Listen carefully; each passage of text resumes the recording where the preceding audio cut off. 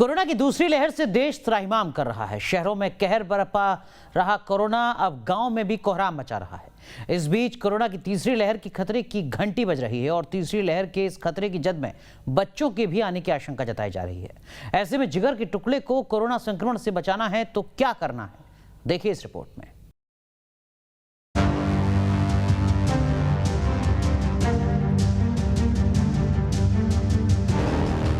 Corona की दूसरी लहर से ही देश में हाहाकार मचा है और इसी बीच तीसरी लहर की आशंका ने सबको डरा दिया है। लेकिन बात डरने की नहीं है, अलर्ट रहने की है, खुद को तैयार करने की है।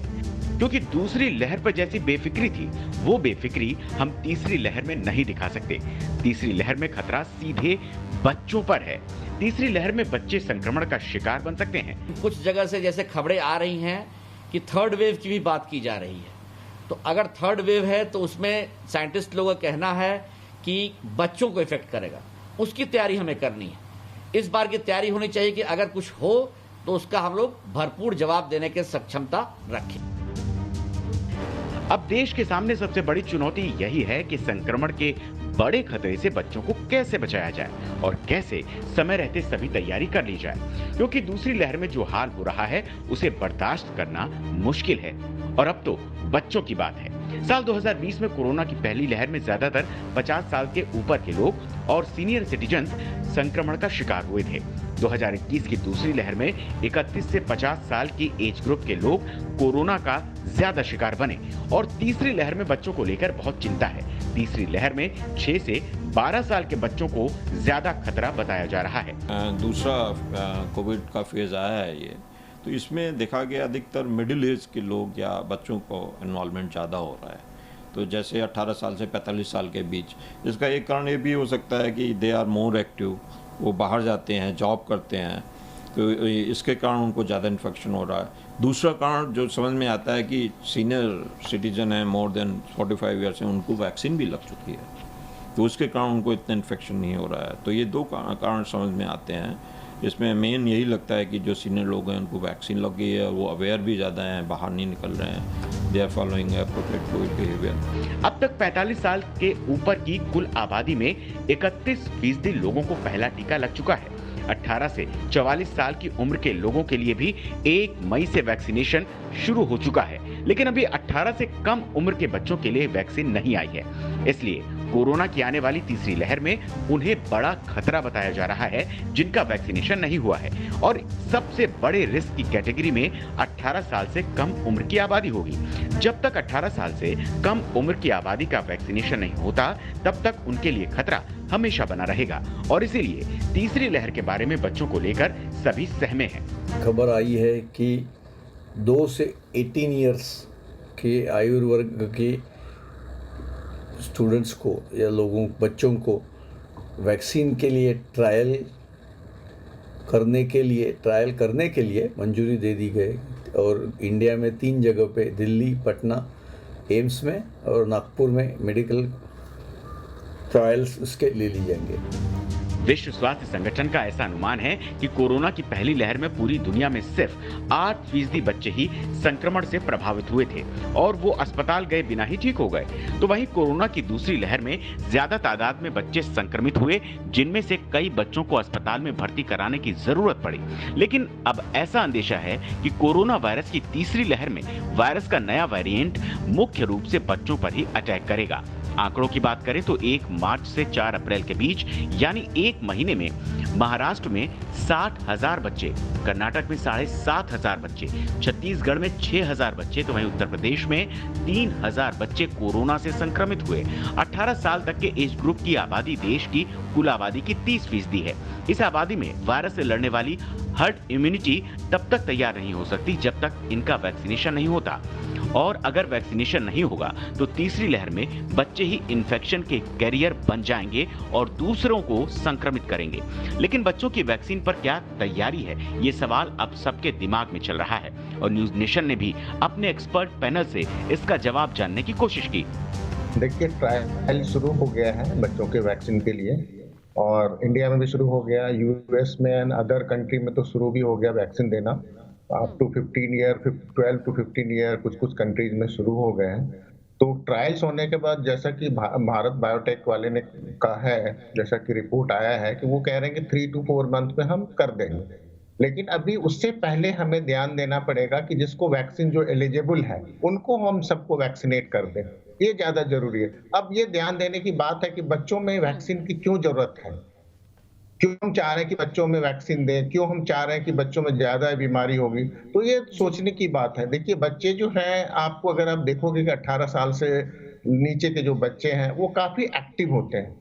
अगर उसको बीमारी हो गई तो उसको आइसोलेट करना बहुत डिफिकल्ट होता है। वो मास्क नहीं लगाते हैं, वो खेलने जाना चाहते हैं। इसलिए उसको वैक्सीन लगाएंगे अगर हम, तो इस बीमारी को हम रोक सकते हैं। कनाडा ने इस जानलेवा बीमारी से निपटने के लिए 12 से 15 साल की उम्र के बच्चों के लिए वैक्सीनेशन प्रोग्राम शुरू कर दिया है।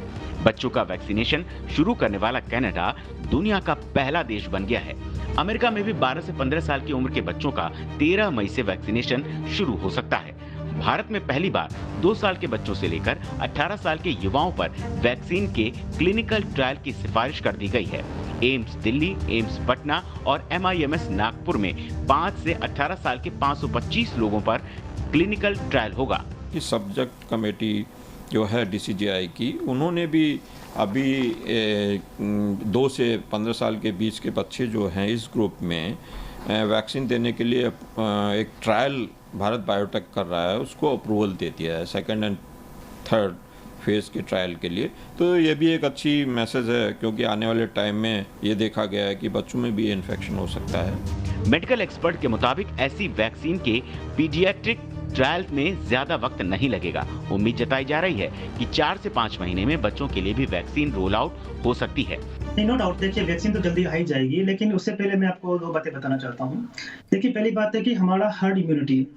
देखिए, अगर हम कह सकते हैं कि 60 to 70% लोगों तक अगर हम जो आपका एडल्ट जो वैक्सीन है अगर हम कर देंगे तो बच्चे काफी हद तक सेफ हो जाएंगे, पहली बात।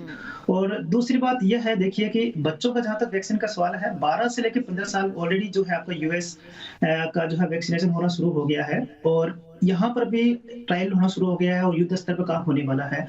और उम्मीद है कि नेक्स्ट 3 से 4 या 5 महीनों के अंदर हमारे पास में वैक्सीन अवेलेबल हो जाएगी।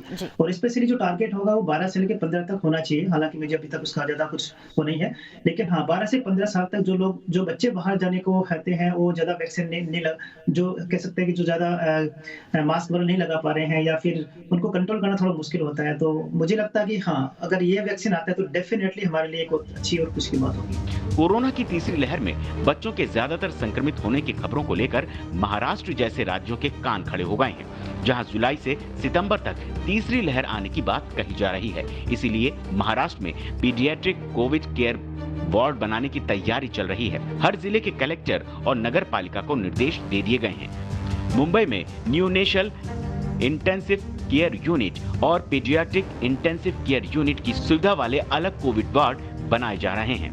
कोरोना के तीसरे लहर में सबसे ज़्यादा खतरा 18 से कम उम्र के एज ग्रुप को हो सकता है। इस खतरे को भांपते हुए महाराष्ट्र सरकार ने अपनी तैयारी शुरू कर दी है। आपको बता दें कि मुंबई के इसी नेस्को कोविड अस्पताल के साथ एक और 400 बेड का SNCU अस्पताल तैयार किया जाएगा। SNCU यानी कि स्पेशल न्यूबॉर्न केयर यूनिट। ये अस्पताल छोटे बच्चों के लिए होगा, जहां पर छोटे बच्चों के इलाज की तमाम सुविधा होंगी। उनके लिए अलग से ICU होगा, उनके लिए दवाइयां किस तरह से अलग होगी वो भी व्यवस्था की जाएगी। आपको बता दें कि जिस तरह से लगातार जो डॉक्टर्स हैं, जो एक्सपर्ट्स हैं, उनकी तरफ से ये बात सामने आ रही है कि जब तीसरा वेव आएगा तो जो 18 से कम उम्र के लोग हैं, छोटे बच्चे हैं, उन्हें इसका नुकसान हो सकता है। लिहाजा महाराष्ट्र सरकार ने अपनी तरफ से तैयारी शुरू कर दी है। ये फैसला लिया गया है कि पीडियाट्रिशियंस का एक टास्क फोर्स बनाया जाएगा। जिस तरह से अभी कोविड टास्क फोर्स है, वैसे ही छोटे बच्चों के लिए एक अलग टास्क फोर्स बनाया जाएगा, जिसमें पीडियाट्रिशियंस होंगे, खासतौर पर छोटे बच्चों के जो एक्सपर्ट्स डॉक्टर्स होते हैं वो होंगे, और उन्हीं से राय मशवरा लेकर तमाम जो तैयारियां हैं वो महाराष्ट्र सरकार करने वाली है।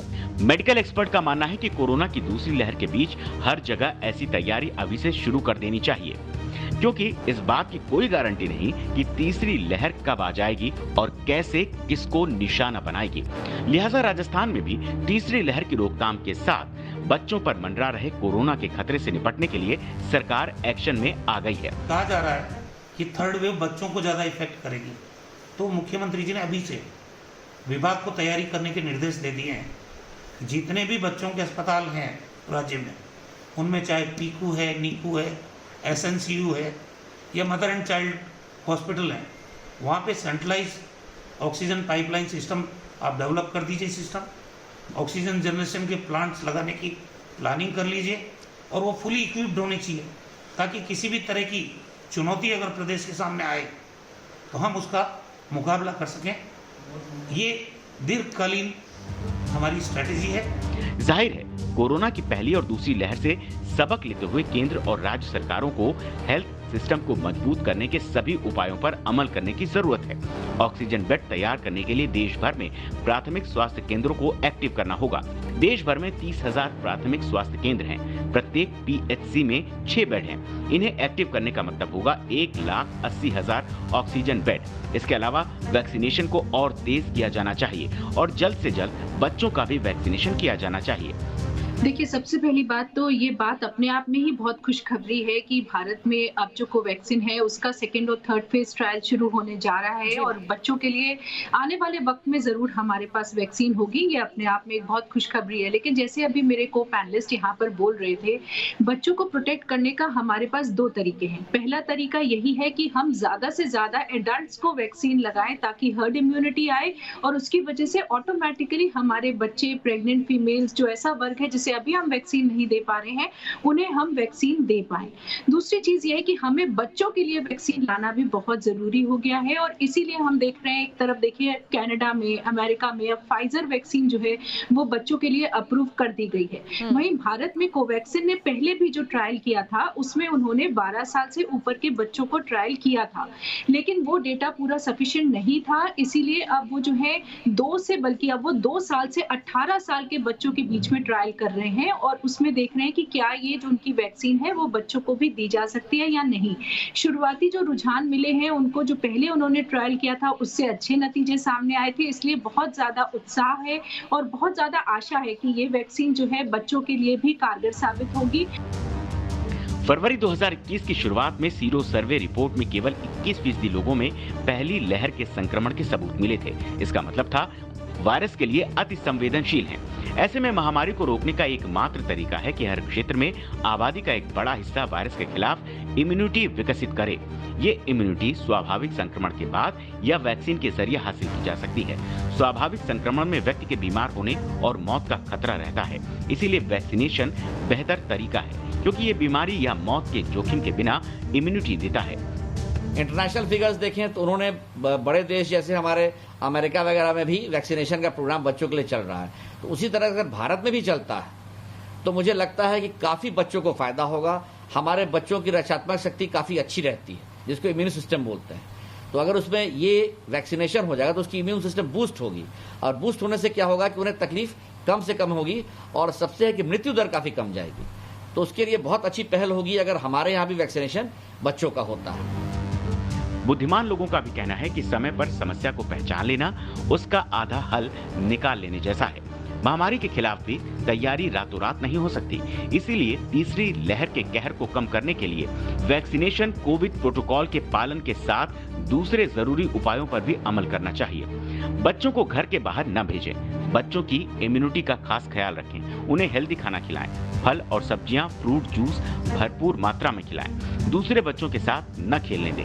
घर में कोई संक्रमित हो गया है तो बच्चों को अलग कमरे में रखें और अगर बच्चों में कोरोना के लक्षण दिखें तो उन्हें हल्के में न लें, तुरंत डॉक्टर की सलाह लें और इलाज शुरू करें। Team news nation.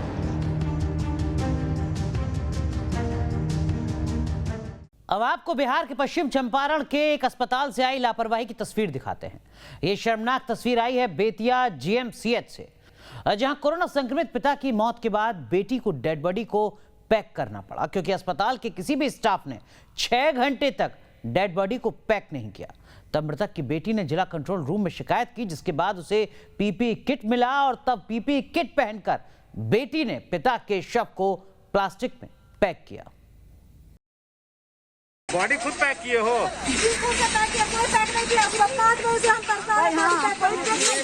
एक मिनट,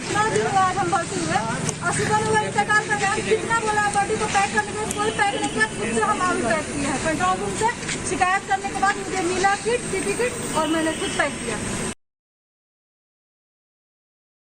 गांव-गांव में कोरोना फैल चुका है। महामारी में इतने लोग रोज मर रहे हैं कि शव के अंतिम संस्कार के लिए भी जगह नहीं मिल रही है। हम आपको यूपी के उन्नाव की तस्वीर दिखाते हैं। यहाँ गंगा किनारे सैकड़ों शव पड़े हुए नजर आ रहे हैं और कुत्ते इन शवों को नोचते हुए दिखाई दे रहे हैं। इतना ही नहीं, घाट पर पीपीई किट, मास्क और ग्लव्स यहाँ वहां पड़े हैं जो कोरोना के खतरे को आमंत्रित कर रहे हैं। बावजूद इसके यहाँ का प्रशासन आंख मूंद कर बैठा है। गंगा किनारे पड़े मिले सैकड़ों शवों को नोच रहे हैं कुत्ते। यहां वहां बिखरे पड़े हैं पीपीई किट और ग्लव्स। कोरोना संकट के बीच लापरवाही की ये तस्वीरें बता रही हैं कि हमारा प्रशासन कोरोना को लेकर कितना सजग है। यहाँ पे तो आप देख ही रहे, हजारों की तादाद में लोगों के अंग हैं, कुत्ते सैकड़ों हजारों कुत्ते हैं, सब खोद रहे हैं, नोच रहे हैं, बस्तियों के अंदर लेके घुस रहे हैं। शहरों में कोरोना बेलगाम है तो गाँव में हर दिन लोग मर रहे हैं। हैरान करने वाली ये तस्वीरें यूपी की राजधानी लखनऊ से सटे उन्नाव जिले से सामने आई हैं। यहाँ के बीघापुर के बक्सर घाट पर अचानक शवों की संख्या बढ़ने पर जगह कम पड़ गई। ऐसे में शवों को गंगा किनारे दफना दिया गया। इनमें से ज्यादातर कोरोना मरीजों के शव हैं। अब इसमें तो चाहिए कि सख्ती के साथ प्रशासनिक व्यवस्था इस तरह से सख्त हो कि या तो लाशें जलवाई जाए या फिर अस्थियां ही उनको प्रवाहित करने दिया जाए। लेकिन यहाँ तो गड़ भी रही है, जल भी रही है और नजारा जो है आपके सामने है। लेकिन शवों को गहराई में नहीं दफनाने के कारण कुत्ते शवों को नोचते दिखाई दे रहे हैं। ये तस्वीरें बता रही हैं कि उन्नाव का प्रशासन कोरोना के खिलाफ जंग में कितना सजग है, क्योंकि अगर ऐसा होता तो इतनी बड़ी लापरवाही सामने नहीं आती। कोरोना महामारी को लेकर लगातार तमाम तरह की कवायदें की जा रही हैं।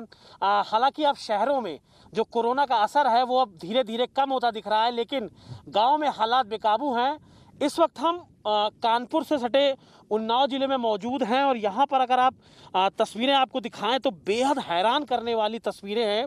अगर आप देखिए तो इस वक्त हम बक्सर इलाके में मौजूद हैं। बक्सर घाट है, ये सामने जो नदी आपको दिख रही है गंगा नदी है। और सबसे डरावनी जो बात यहाँ पर है वो ये है कि यहाँ पर जो लोग हैं वहाँ पर उनका कहना है कि कुछ दिन पहले तक यहाँ पर इतनी जगह की कमी पड़ गई थी शवों को जलाने को लेकर, उनके दाह संस्कार को लेकर, कि जो लाशें आ रही थी, जो शव आ रहे थे, उनको बाकायदा गंगा के किनारे बाकायदा रेत में गाड़ना पड़ गया था, दफनाना पड़ गया था। सामने आप देखिए तो हज़ारों की संख्या में, अगर आप अगल बगल पूरा घूम के आएँ तो हज़ारों की संख्या में यहाँ पर जो शव हैं उनको बाकायदा दफनाया गया है। और कुछ जो लाशें हैं सैकड़ों की संख्या में, वो सामने आप देखिए तो गंगा के बीचों बीच वहाँ पर उनको दफनाया गया है। और जो जानवर हैं, जो कुत्ते हैं, वो देखिए किस तरह उनको नोच रहे हैं। ये एक्सक्लूसिव तस्वीरें हैं और बेहद डरा देने वाली खौफनाक तस्वीरें हैं। यहाँ सरकार कोरोना से निपटने के लिए लॉकडाउन लगा रही है। हर मोर्चे पर सरकार कोरोना से मुकाबला करने का दावा कर रही है। वहीं प्रशासन की ऐसी लापरवाही कोरोना के खतरे को बढ़ा रही है। खतरनाक तो है, लेकिन अब जगह नहीं, जगह का अभाव है तो लोग लेके घर से आगे 100 किलोमीटर से लाश लेके आगे वापस तो लेके जाएंगे नहीं। तो अब उनको जहाँ जगह मिल रही, उनको तो ये नहीं मालूम है गंगा के बीच में है या क्या है। आप देख ही रहे हैं कि 1 फुट आधा फुट जहाँ भी जगह मिली है लाशों के ऊपर लाशें लगी हुई है। इन तस्वीरों को देखिए, बक्सर घाट पर मास्क पड़े हुए हैं, पीपीई किट और ग्लव्स इस्तेमाल करके फेंक दिए गए। ये जो ग्लव्स, मास्क, पीपीई किट पड़ी है, ये तो संक्रमित मरीजों की है, एकदम संक्रमित चीज। तो आप लोगों को भी है? अरे बहुत ज्यादा डर है। अच्छा, शिकायत कभी किसी अधिकारी से नहीं हुई है? नहीं, शिकायत किससे करें, कोई सुनने वाला है क्या? अच्छा, ये बताइए, ये जो यहाँ इस तरह शव दफनाए गए हैं, इनमें कोरोना वाले मरीज भी हो सकते हैं? बहुत आए हैं अभी। हाँ, बहुत कोरोना के आए हैं। अच्छा, हाँ, कोई जांच नहीं? जांच होके आया, अस्पतालों से आए कोरोना के डेड बॉडी। सोचिए, कोरोना के कोहराम के बीच लापरवाही की ये तस्वीरें न्यूज नेशन ने अपने कैमरे में कैद की, लेकिन प्रशासन को ये तस्वीरें नजर नहीं आ रही, या फिर प्रशासन जानबूझकर इस लापरवाही पर आंखें मूंदे हुए है। उन्नाव से अमित सिंह के साथ टीम न्यूज नेशन। एक तरफ कोरोना के कहर से लोग लगातार मौत के मुंह में समा रहे हैं तो दूसरी तरफ ऐसे जल्लाद भी हैं जो कोरोना महामारी में कालाबाजारी से बाज नहीं आ रहे हैं। दवाइयों की कालाबाजारी हो रही है, नकली इंजेक्शन बनाकर लोगों की जिंदगी से खिलवाड़ किया जा रहा है।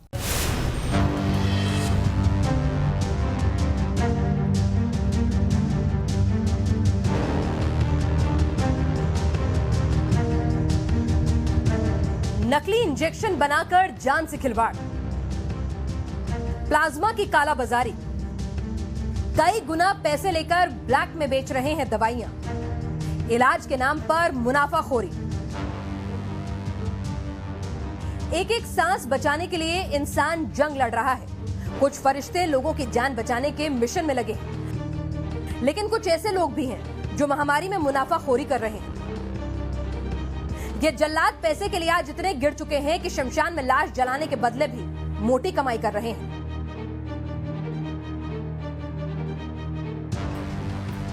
दिल्ली में 2 लोगों को गिरफ्तार किया गया। ये लोग ऑक्सीजन कॉन्सेंट्रेटर और पल्स ऑक्सीमीटर की कालाबाजारी कर रहे थे। इनके पास से 10 ऑक्सीजन कॉन्सेंट्रेटर और 2000 पल्स ऑक्सीमीटर बरामद हुए।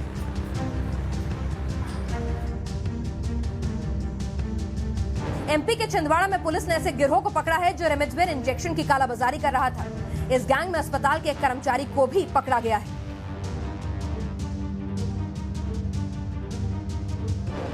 इंदौर में भी पुलिस को कालाबाजारी के गिरोह के खिलाफ बड़ी कामयाबी मिली। यहां 450 के करीब रेमडेसिविर इंजेक्शन जब्त किए गए और 24 लोगों के खिलाफ रासुका के तहत कार्रवाई की गई। एक विशेष एसआईटी गठित की गई है।